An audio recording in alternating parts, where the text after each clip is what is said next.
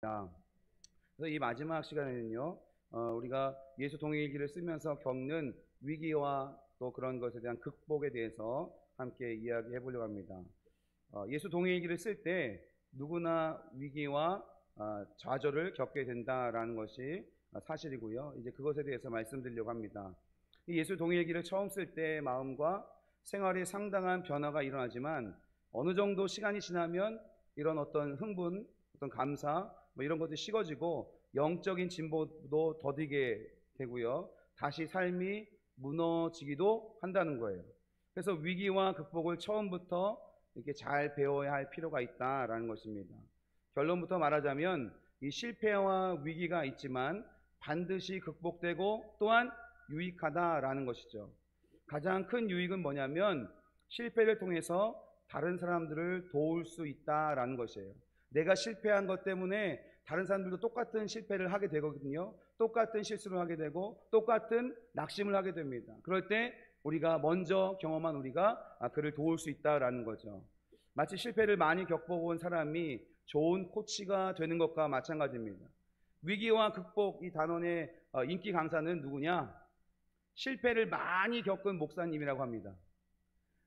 그가 자신의 실패담을 이야기하면 분위기가 너무 좋아진다고 합니다. 실패도 귀한 자격인 거죠. 제가 여기서 예수 동행기 이거 별거 아니에요. 써보니까 매일매일 술술술 쓸 이야기가 나오더라고요. 그래서 너무 좋아요. 너무 좋습니다. 이러면, 이런 얘기만 하면 좀 괴리감 느껴지지 않겠어요? 목사님이니까 저게 되지. 우린 힘든데. 그런데 제가 여기서 그런 말을 했나요? 그런 말은 별로 많이 안 했고, 오늘도 실패했고, 지난주도 실패했고, 도저히 쉽지가 않네요. 그러면 공감이 되는 거죠. 목사님도 똑같구나. 저렇게 어렵구나. 때론 실패도 하고 실수도 하고 또 낙심된 마음도 들기도 하는구나 라고 그래야 공감이 되고 또 마음이 열리고 그럼 나도 해볼까 이렇게 되는 거지. 완벽한 사람이 와서, 완벽한 사람은 없지만 완벽하다고 생각한 사람이 와서 여기서 강의한다고 생각해 보세요. 얼마나 괴리감 느껴져서 난 도저히 안 되나 봐 할 수도 있는 거죠. 실패의 이유가 있습니다. 몇 가지 말씀드릴 텐데, 첫 번째 실패의 이유는 함께 읽어볼까요? 시작. 일기만 쓰는 경우입니다. 네. 실패의 첫 번째 이유는 일기만 쓰는 경우예요. 예수 동행일기는요, 주님과 친밀하게 동행하기 위해서 쓰는 것이지 일기만 쓰려고 하는 것이 아니라는 것을 기억하셔야 돼요. 그런데 율법주의자처럼 일기만 열심히 쓰는 경우에는 실패하게 된다라는 거예요. 우리가 명심해야 될 것은 실패했을 때 주님을 어떻게 해요? 더 바라보아야 한다라는 거예요. 실패했을 때 주님을 더 바라봐야 된다. 마귀가 원하는 게 뭘까요? 마귀가 원하는 것이 무엇인지 명심하고 알고 있어야 돼요. 마귀는 이렇게 속삭일 거예요. 그래, 안 되잖아. 포기해. 안 돼. 주님을 바라볼 수 있겠어? 할 수 없어. 그게 바로 마귀가 원하는 거예요. 이것이 마귀가 원하는 것이라는 것을 기억하셔야 됩니다. 그렇기 때문에 마귀가 원하는 대로는 안 할 거야 라는 결단이 있어야 돼요. 이런 자세가 있어야 돼요. 실패했을 때 예수님을 더 의지해야 되는 줄 믿습니다. 할렐루야. 마귀는 계속해서 우리를 공격할 겁니다. 미혹할 겁니다. 계속 속삭일 겁니다. 안 돼, 하지마, 할 수 없어. 주님 바라볼 수 없어. 어떻게 주님만 계속 바라보면서 살 수 있어? 안 돼 라고 합니다. 여러분이 어렸을 때 싸움을 해보셨는지 모르겠지만 눈빛이 살아있어야 됩니다. 앞에서 막 등치가 크다고 막 겁먹고 막 이러고 있으면 오히려 더 얕잡아 봅니다. 눈 똑바로 뜨고 한번 해봐라, 해보면 해봐라. 이런 마음의 자세가 있어야 돼요.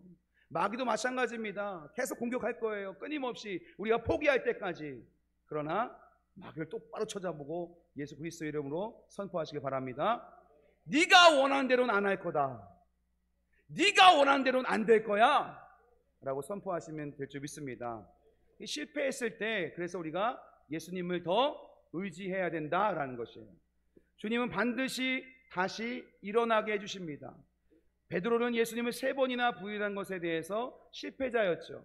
그렇지만 오히려 위대한 사도가 된 것이 바로 베드로예요. 왜냐? 예수님께서 베드로가 돌이켜 다시 사도로 쓰임받도록 기도하셨기 때문에 그렇습니다. 누가복음 22장 같이 읽습니다. 시몬아 시몬아 보라 사탄이 너희를 밀가부르듯 하려고 요구하였으나 그러나 내가 너를 위하여 내 믿음이 떨어지지 않기를 기도하였노니 너는 돌이킨 후에 내 형제를 붙게 하라. 아멘. 누가 베드로를 위해서 기도하셨어요? 예수님이 기도하셨어요. 누가 우리를 위해서 기도하실까요? 예수님이 기도하고 계십니다. 그러니 힘을 얻으시길 축복합니다. 다시 일어나시길 축복합니다. 두 번째 실패의 이유가 있습니다. 같이 읽습니다. 시작. 예수 동행일기의 유익을 제대로 깨닫지 못했기 때문입니다. 네, 예수 동행일기의 유익을 제대로 깨닫지 못한 거예요. 아, 이 귀찮은 걸 어떻게 매일매일 어떻게 했어? 아유, 쓸 얘기가 이제 없어. 그러면서 그렇게 얘기하지만 반면에 이 유익에 대해서는 잘 알지 못하기 때문에 실패하게 된다라는 거죠. 유기성 목사님께서 하나의 메일을 받으셨답니다. 낙심으로 가득한 메일이에요. 이런 내용, 유기성 목사님의 설교를 듣고 24시간 주님을 바라보려고 애를 썼지만 이것이 아닐 수 있다는 의심이 들었다는 것입니다. 예수님만 바라보면 주님께서 도저히 지킬 수 없는 하나님의 말씀도 지킬 수 있는 힘을 주시고 또 온유해지고 염려가 없어지며 친절하고 오래 참으며 사랑하고 기뻐하며 감사한 사람이 되고 사업도 나아지고 좋은 아버지, 좋은 아내, 좋은 엄마, 좋은 남편, 좋은 어머니가 될 것이라는 어떤 기대감이 있었던 거죠. 또 좋은 교육자가 되게 해주신다라는 것이야말로 진정한 복음이다라고 생각했다고 합니다. 여러분도 그렇게 생각하시는 분들 있으시죠? 아, 그래, 예수 동행일기 써보면 내 삶이 완전히 확 변화가 될 거야, 뭐든지 잘 될 거야 라고 생각하셨을 수도 있어요. 그래서 이분이 항상 예수를 바라보고 살려고 간절히 원하셨습니다. 그런데 기대와 달리 절망이 되었다고 합니다. 거뜬히 이겨낼 수 있는 담대함, 어떤 상황에서조차 기뻐하고 감사할 수 있는 마음은 생기지 않았고 자신의 모습이 절망스러워 낙심할 때가 더 많았다라고 합니다. 그래서 아무리 주님을 바라보아도 삶의 변화는 없다는 것을 깨달았다는 거예요. 그러면서 우리가 붙잡을 복음은 단지 예수님께서 우리를 어떤 죄에서도 구원하시고 우리가 어떤 삶을 살든지 끝까지 사랑해 주신다라는 것뿐임을 알았다는 거예요. 그것뿐이다. 그렇게 우리를 끝까지 사랑해 주시는 것뿐이다. 주는 나의 목자이시니 나를 푸른 초장으로 인도하시고 쉴만한 물가로 이끄신다. 고 하나님께서 언약하셨으니까 어떤 형편에서도 나는 구원받았고 사랑받는 자녀이다 라고 믿기만 하면 된다라는 것입니다. 그 믿음으로 광야 같은 세상을 지나가다가 그 끝에서 눈물과 탄식과 낙심을 거두게 될 것이다 라고 이분이 깨달았대요. 유기성 목사님이 이 메일을 받고 무척 마음이 아프셨답니다. 이 글에 공감되는 분들도 아마 있을 거라 생각하셔서 이 말씀을 언급하시는 것 같아요. 속죄함과 하나님의 변함없는 그 사랑에 대한 복음이면 충분하지 꼭 삶의 변화가 필요한가? 여러분 어떠십니까? 속죄함과 하나님의 변함없는 사랑에 대한 복음이면 충분하지 삶이 꼭 변화해야 되는가? 이 질문에 여러분은 어떻게 대답하시겠어요? 이 메일을 보낸 분은 그렇지, 그거면 충분하지 라고 대답하신 거예요. 그렇게 생각하시고 결정하신 거예요. 여러분 어떻습니까? 어떻게 보면 이게 아주 맞는 말 같기도 해요.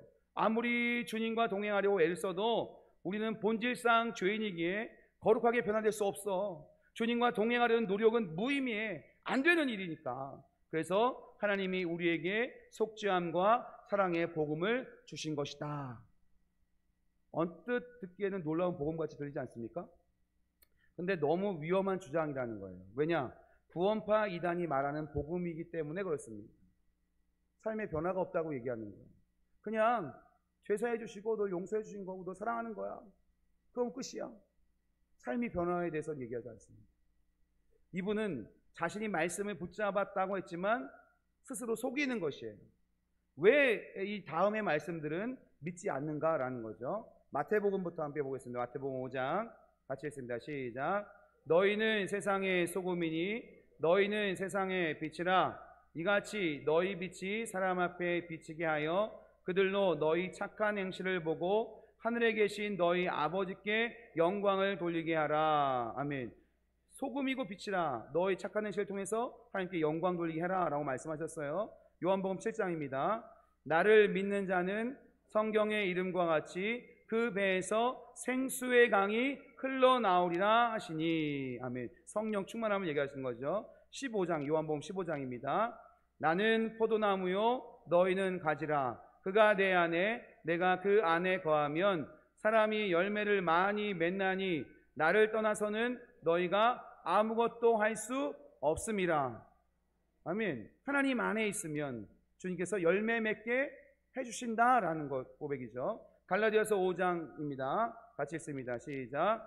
오직 성령의 열매는 사랑과 희락과 화평과 오래 참음과 자비와 양선과 충성과 온유와 절제니 이 같은 것을 금지할 법이 없느니라. 아멘.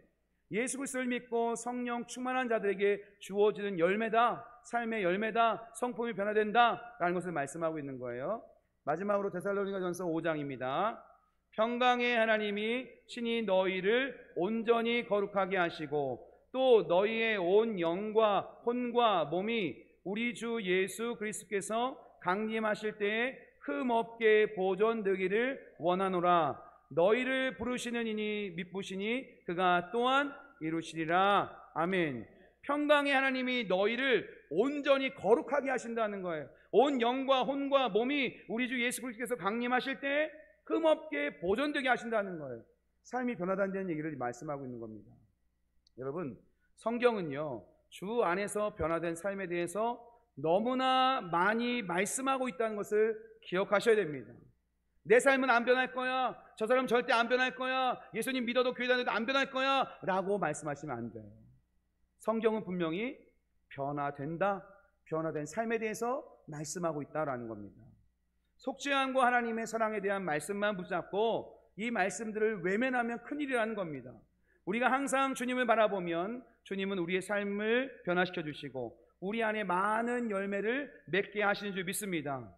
이것은 성경의 놀라운 약속이고 복음이라는 거예요. 그러나 또 우리가 여기서 조심해야 될 것이 있는데 뭐냐?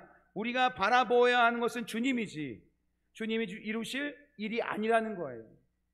주님을 바라봐야지 주님이 이루실 일을 바라보면 안 된다는 거예요.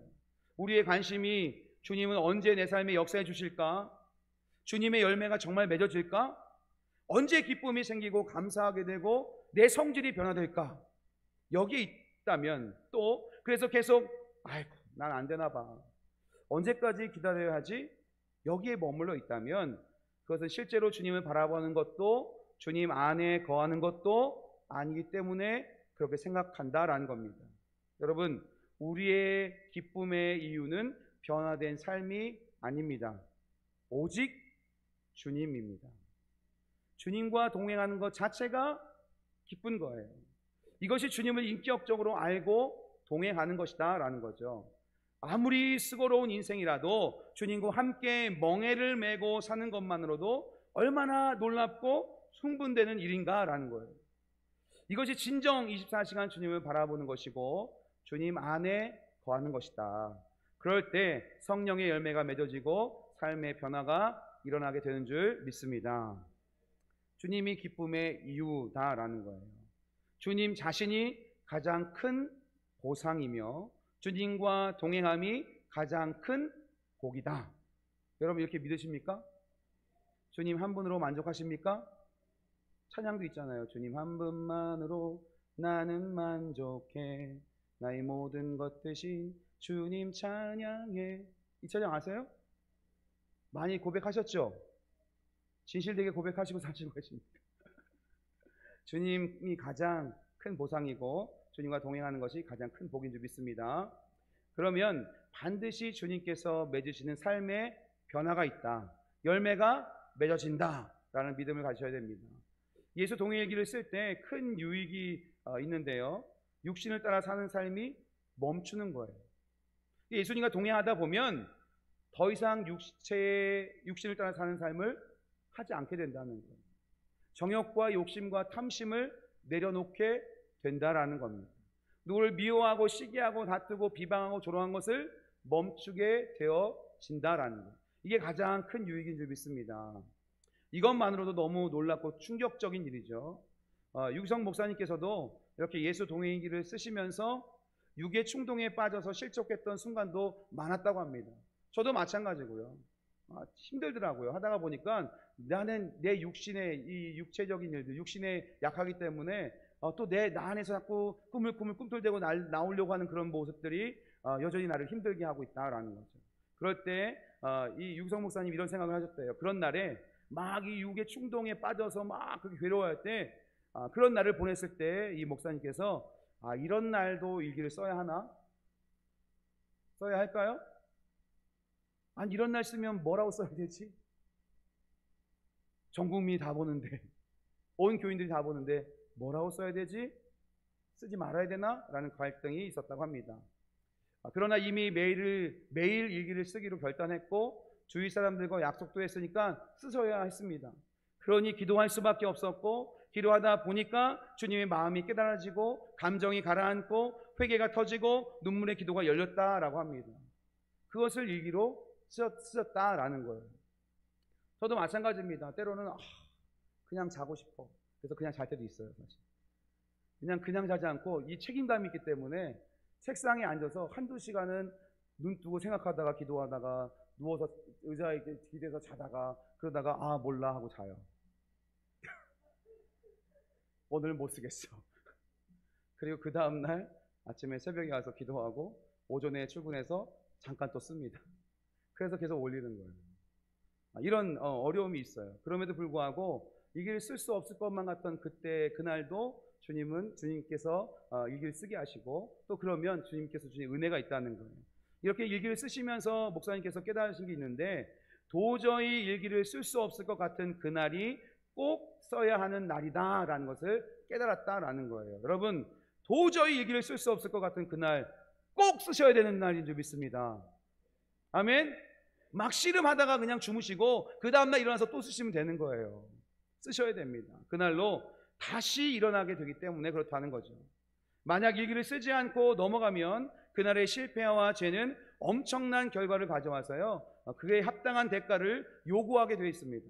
예수의 동행일기 때문에 육신에 끌려 넘어졌더라도 하루 만에 다시 일어날 수 있게 되는 거예요. 저도 이렇게 쓰다 보니까 제 부족함이 질그릇 같은 모습이 막 드러나게 되고, 그럼에도 불구하고 깨지기 쉽고 다루기 쉽지 않은 질그릇 같은 나를 사랑하시고 붙잡고 계신 주님이 바라보아지니까 또 감사하게 되고 새 힘을 얻게 되더라라는 것입니다.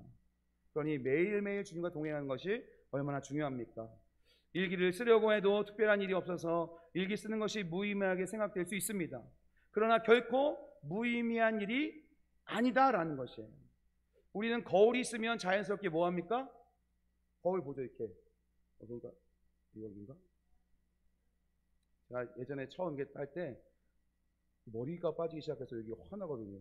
잘못하면 이상하게 되는데 앞에서는 아무도 얘기 안 해주시니까 나중에 집에 들어가면 머리 좀 만지고 하지 그랬어요. 거울이 있나 뭐 보니까 어쨌든 거울이 있으면 자연스럽게 거울을 들여다보게 돼요. 자신을 봅니다. 무슨 특별한 일이 있는 것 같아서 거울을 들여다보는 것은 아니죠. 그냥 보는 거예요. 무엇이 새로워졌을 것이다 라는 기대가 있는 것도 아니고 그냥 보는 거예요. 그렇죠? 그저 거울이 있으면 얼굴을 보고 옷차림을 점검하고 또 머리를 이렇게 잘 가다듬고 그러고 가는 거예요. 그렇게 하니까 우리가 돌아다니면서 사람을 만날 수 있는 거예요. 여러분 생각해 보세요. 아침에 일어나서 거울을 한 번도 안 본 사람은 어떤 모습일까요? 일주일 동안 거울을 한 번도 안 본 사람 없겠지만 혹시 일주일 동안 거울을 한 번도 안 본 사람은 어떤 모습일까요? 한 달 동안 거울을 한 번도 안 본 사람은 어떤 모습일까요? 뭐 엄청나겠죠. 그렇죠? 제가 이렇게 해드리고 싶은데 원상복구 안 되니까 어쨌든 엄청 이상할 거예요. 그렇죠? 정말 볼만할 겁니다. 우리가 자주 거울을 보니까 사람들의 눈에 부끄럽지 않은 모습으로 사는 것인 거예요. 매일 주님 앞에서 자신의 마음과 생각, 말과 행동, 삶을 점검하는 사람과 그렇지 않은 사람이 사는 것이 같을까요? 같지 않습니다. 그렇게 1년, 2년이 지나면 얼마나 큰 차이가 나겠냐라는 거예요. 예수 동행일기도 마찬가지인 겁니다.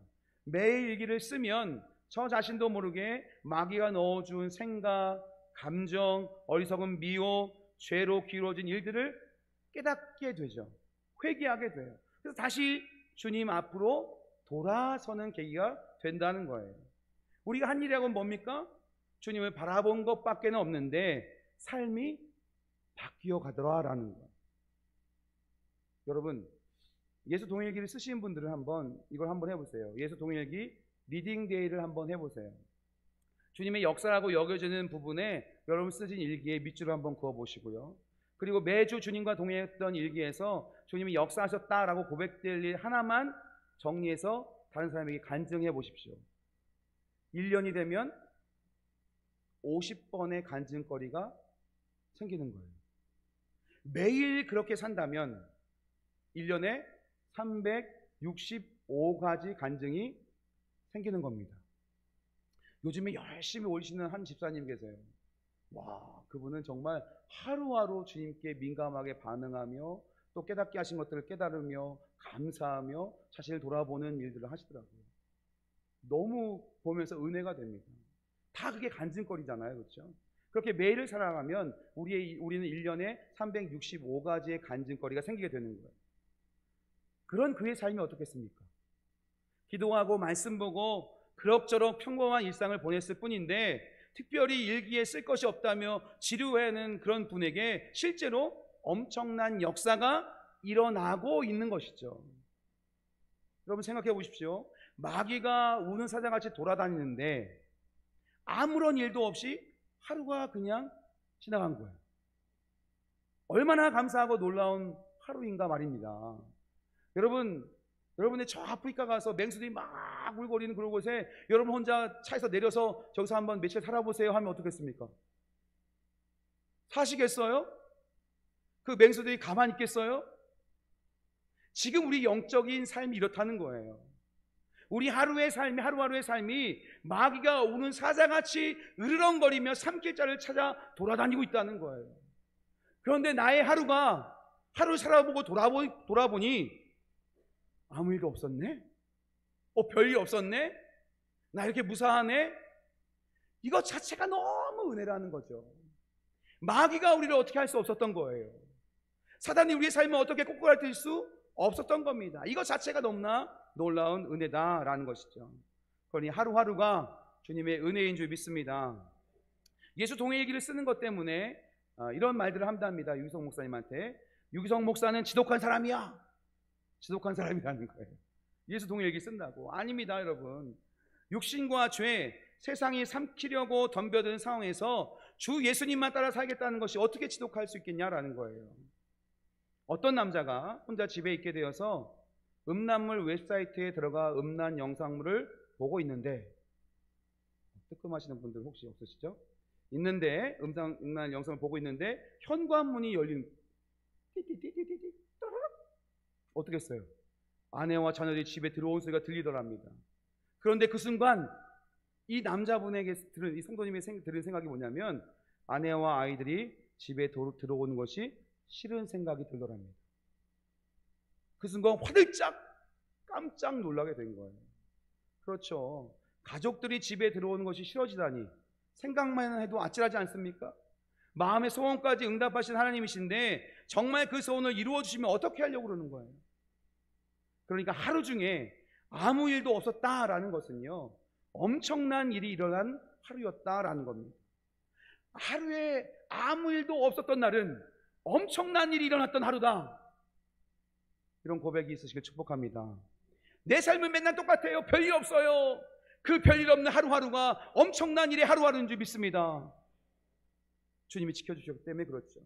이것이 예수 동일기를 쓰면서 깨닫는 것이다 라는 겁니다. 예수 동일기를 쓰지만 특별한 은혜나 감동이 없다고 여겨졌을 때 조급한 마음을 갖지 마시고요, 육을 따라 살지 않게 된 것만도 잘 가고 있음을 우리는 알아야 된다라는 겁니다. 로마서 8장 같이 읽습니다. 너희가 육신대로 살면 반드시 죽을 것이로되 영으로서 몸의 행실을 죽이면 살리니. 아멘. 영으로서 몸의 행실을 죽이면 살겠다. 우리가 죄가 얼마나 무서운지 깨닫지 못할 때 동일기를 써도 죄를 끊을 수 없다 여기고 좌절합니다. 그러나 죄는 노력해서 끊을 수 있는 것이 절대 아닙니다. 주님이 해주셔야 됩니다.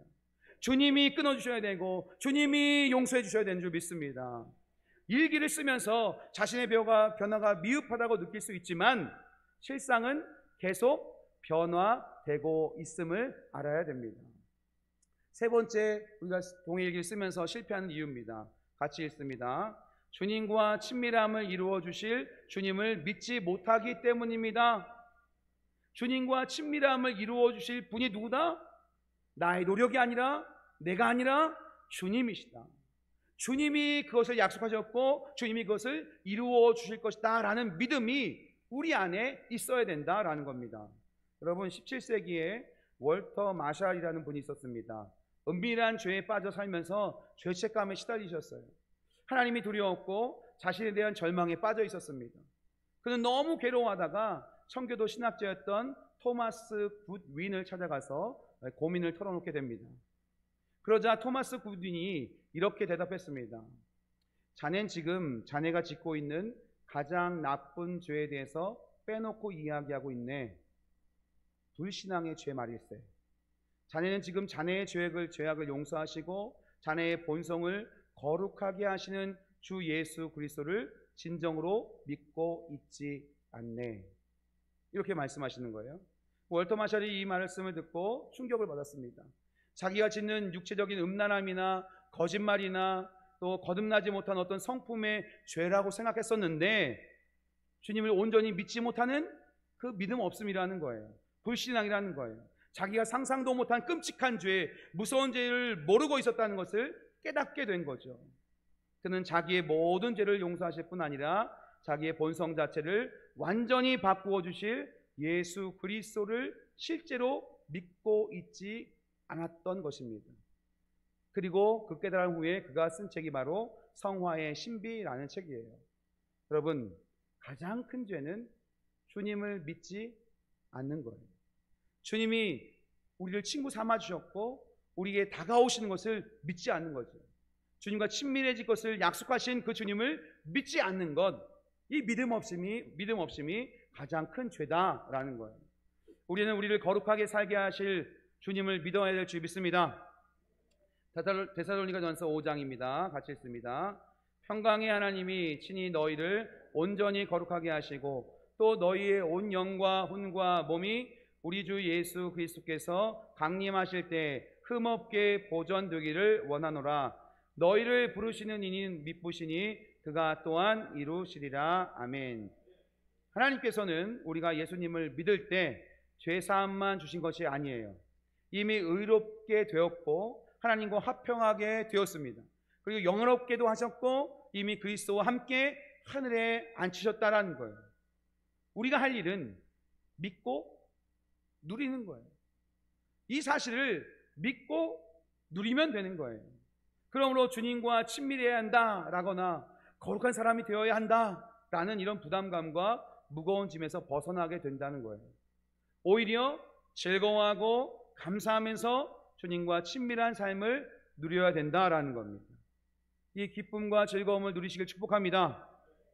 우리가 주님과 친밀하기 위해 애를 쓰다가 실패하고 좌절에 빠졌을 때 주님은 어떠실까요? 이게 막 친밀히 주님과 동행하려고 많이 쓰다가 안 돼. 안 되나 봐. 주님과 친밀하기는 쉽지 않아. 어려워. 할 수 없어. 라고 좌절에 빠져 있을 때 주님은 어떠실까요? 넌 왜 그 모양이냐. 진짜 너 안 되겠다. 고개를 끄덕거리시면 어떡해요? 주님이 그러실까요? 아니면 웃으면서 기뻐하실까요? 어떠실 것 같아요? 아이고, 저놈 또 그러네. 넌 진짜 안 되겠구나. 이러실까요? 아이고, 또 넘어졌네. 그러실까요? 어떠실 것 같아요? 여전히 기뻐하고 웃으면서 지켜보신다는 것을 우리는 알아야 된다는 거예요. 마치 걸음마를 배우는 아기가 뒤뚱뒤뚱 걷다가 넘어진 것을 보는 부모 마음과 같은 것이죠. 여러분, 내 아이가 뒤뚱뒤뚱 걷기 막 시작하려고 막 연습하다가 막 넘어질 때 여러분 이렇게 말씀하셨어요? 얘는 안 되나 봐요. 넌 차라리 그냥 기어다녀라 평생. 그렇게 말씀하셨습니까? 그런 분 없으실 거예요. 그렇죠? 앞으로 아이가 힘차게 걸어다닐 날들을 생각하면서 오히려 기뻐하죠. 아이도 걸으려 하다가 넘어졌을 때 난 안 되나 봐. 그냥 기어다녀야지 이럴까요? 그런 애기는 하나도 없어요. 몇 번을 넘어도 다시 일어나요. 걸을 때까지. 어느 수도사가 아기가 걸어다니기까지 3,000번은 넘어져야 한다. 넘어지고야 겨우 걷는 법을 배운다라고 했습니다. 여러분, 여기에 계신 우리 모두는 이미 3,000번 넘어졌다 일어난 사람들인 줄 믿습니다. 최소한 3,000번 넘었다 일어난 사람들이에요. 우리가 주님과 친밀하게 되고 거룩한 삶을 살게 되는 것도 마찬가지다. 하나님의 은혜 안에 이미 이루어진 일들인 줄 믿습니다. 주님과 친밀히 동행하는 것도 우리의 노력에 달린 것이 아니라 주님이 해주신다는 거예요. 에베소 3장입니다. 같이 읽습니다. 시작. 우리 가운데서 역사하시는 능력대로 우리가 구하거나 생각하는 모든 것에 더 넘치도록 능히 하실 이에게. 아멘. 그렇습니다. 주님이 우리를 돕고 친히 이루어 주신다. 빌립보서 1장 6절 다시 한번 읽습니다. 너희 안에서 착한 일을 시작하신 이가 그리스도 예수의 날까지 이루실 줄을 우리는 확신하노라. 아멘. 주님과의 친밀함을 누리며 사는 것에 조급해하지 마세요. 우리가 할 일은 계속 주님을 바라보며 사는 것뿐입니다. 예수님 안에서 승리는 보장되어 있는 줄 믿습니다. 이미 승리하셨다고요. 정말일까요? 믿어도 됩니까? 예, 믿어도 됩니다. 확실한 진리입니다. 예수님께서 이미 우리 안에 임하셨다라는 것, 그 이상 더 확실한 보장이 어디 있냐라는 거예요. 여러분, 예수 동행길 쓰다 보면 주님과 친밀하게 교제하는 것만으로 그치면 안 된다라는 것을 깨닫습니다. 예수님 앞에 무릎 꿇는 자세가 필요한 거예요. 동행일 쓰면서 일기만 쓰지 말고 주님과 동행하기 힘쓰고 또 주님과 동행하면서 주님 앞에 나가 무릎 꿇고 기도하고 주님의 말씀에 귀를 기울이고 주님의 인도하심을 따라 살아가는 삶이 우리 안에 있어야 된다는 거예요. 주님 앞에 실제로 서게 된다면 우리는 당연히 그렇게 할 건 아니겠습니까? 주님이 갑자기 내 앞에 딱 나타나시면 내 말과 행동과 삶의 모습이 바뀌어지지 않겠습니까? 그런데 그때가 아니라 지금부터 주님을 그렇게 모셔야 된다. 우리 안에 오신 그 주님을 모셔야 된다. 진정으로 예수님을 왕으로 모시는 데까지 나가야 된다라는 것을 기억하셔야 될 줄 믿습니다. 주님의 다스림을 받는 것이 우리의 갈망이 되어야 되는 거예요. 주님, 나를 다스려 주셔서 나를 인도하여 주셔서 내 삶을 주님께 온전히 맡겨드립니다 라고 고백할 수 있어요. 마음대로 살았던 지난 세월들을 회개해야 되고요. 앞으로 우리의 남은 인생은 정말 주님이 인도하시는 대로 살기를 소원해야 될 줄 믿습니다. 여러분, 정말 주님이 인도하신 대로 사시기를 축복합니다. 온 세계사의 주인이 누굴까요?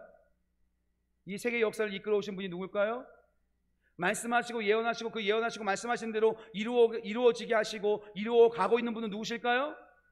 하나님이십니다.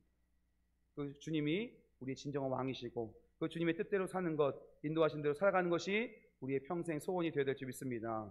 말씀을 정리합니다. 사랑하는 성도 여러분, 마귀는 이제 그만 멈추라 말합니다. 그렇지만 주님은 계속 나아가자 말씀하고 계심을 믿으셔야 됩니다. 구원이 우리의 힘으로 이루는 일이 아닌 것처럼 주님과의 동행도 우리의 힘이 아닌 주님이 친히 행하실 일임을 믿고 나아가야 됩니다. 실패할 때가 주님을 더 바라보아야 될 때인 것을 믿으시길 바랍니다. 죄와 실패를 이기게 하는 주님의 능력을 경험하시기를 바랍니다. 주님과의 친밀함은 예수님께서 친히 이루어 주시는 약속된 은혜임을 믿으시길 바랍니다. 그래서 즐거워하고 감사하면서 주님과 친밀한 삶을 누리시는 복된 삶이 되시기를 예수님의 이름으로 간절히 축원합니다. 아멘.